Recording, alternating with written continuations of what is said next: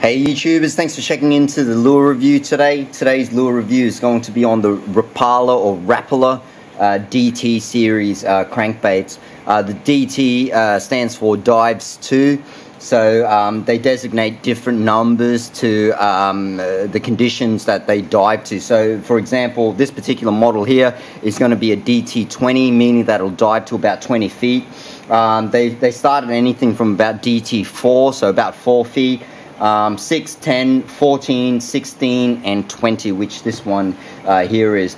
They're all forms of crankbaits, and the DT4, which is the smallest one, is 2 inches, and it weighs like 5/16 of an ounce.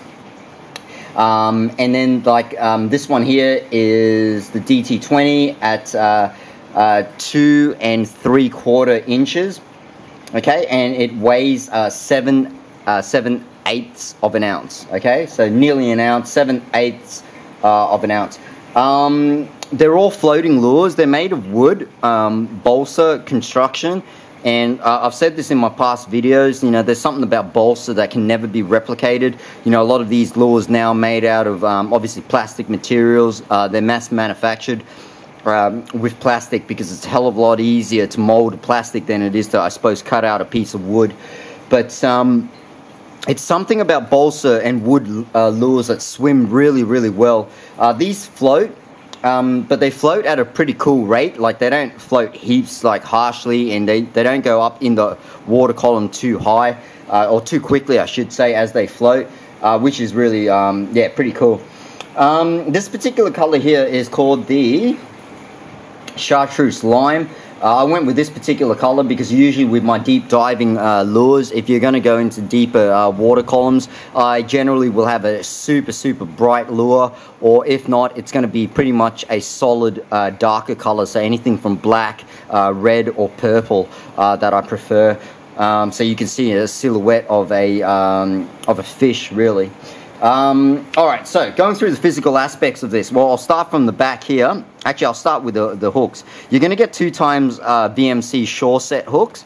What the shore set hooks are, these hooks here that are designed, it looks like a regular treble, but one of like your hook bends here are going to have that sort of design to it. It's like a wide gap hook on one of the bends there.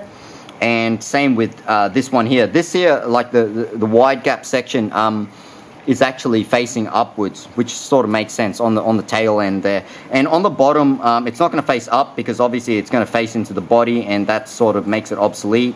So they've had it, they've got it on the bottom here. This here is a larger hook than the one on the back. Just like most of your crankbaits or lipless crankbaits, you're going to get a slightly larger hook at the front and a slightly smaller one at the back. Alright, now the only issue with this is that because it's out like this, if I zoom out a bit, you're going to be getting the bait like this, and as you're sort of like cranking it, depending on what style bait that you got, that makes sense to have it there. But sometimes this hook will like catch itself on cover, but it's well, you know, VMC claim that they're going to be able to, once you actually, you know, get that fish onto that hook, there's not much chance that fish are going to be able to like get off on, you know, like release themselves from that particular design there, which it is somewhat true. Okay, because of that sort of bend design and that harsh curvature right at the end there. All right, so the body itself it's a completely painted paint job. Okay, so some of these DT series will actually come in like this really pretty cool foil finish that Rapala have. They look like a certain way, and I prefer like the paint jobs as opposed to like these like foil finishes that they do have. It's got a shad dot here. It's chartreuse on the bottom with like a really nice pronounced red throat, and then moving into a darker green on top there, and then a real dark green for its back. You're going to have like stenciled scales that have been painted on. It's like this nice pearlescent sort of like blue. I'm not too sure how well you can see that in the video, but yeah, it stands out a bit in real life. It's got painted on eyes, like just like a lot of like your balsa designed Rapala lures. They'll have this sort of finish on there. Nothing here is 3D at all, so there's no like sort of like protruding parts. It's like more of a smooth finish without any like 3D or etched bits on that. Now this is where the DT20 really is special. Like, this bill is massive. It's obviously a really deep diving bill. If we actually have a look here, it's actually got some information on there. It says Rapala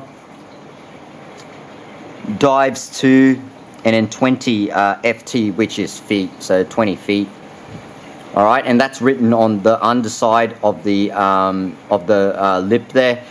And one thing you will notice about this lip, I should say as well, it's actually slightly concave. So it's actually designed like that, which helps, I suppose, capture the water a little bit more. Yeah, so it's pretty cool. It's a really nice toughened lip, so with a bit of reinforcement here, so it's a little bit thicker on that section there. Actually, we'll go back here. You can actually see how the line tie holds onto that, so it's completely within its bill. All your deep diving lures are going to do that, because the line tie needs to be attached pretty much there.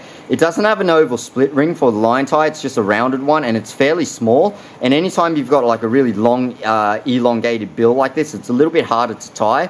So yeah, an oval split ring would have been nice there. But yeah, it's got a really nice, this little metallic disc that they have at the front. I'm sure that's got to do with a little bit of sort of weight closer to the front of the bill, therefore creating a little bit more you know, weight down this way, and that helps out with bringing this bait a lot deeper as well. What I really like about this bait, guys, to sum it up, is that it's really good value for what you pay. It costs about $10 from Tackle Warehouse's website. Alright, so that's relatively affordable for a very nice, tough, well-built crankbait that dives to really deep depths. You get very nice hooks, you get nice split rings. The front split ring could have been a bit like bigger or maybe oval, but Rapala don't really have oval split rings at the front anyways. But yeah, it's not a big deal. You can still, yeah, tie your line pretty well to it. Yeah, but what I really like about this is the balsa construction, and I really appreciate it because Rapala lures have been making balsa lures for a very long time, and that's what they've been doing really, really well.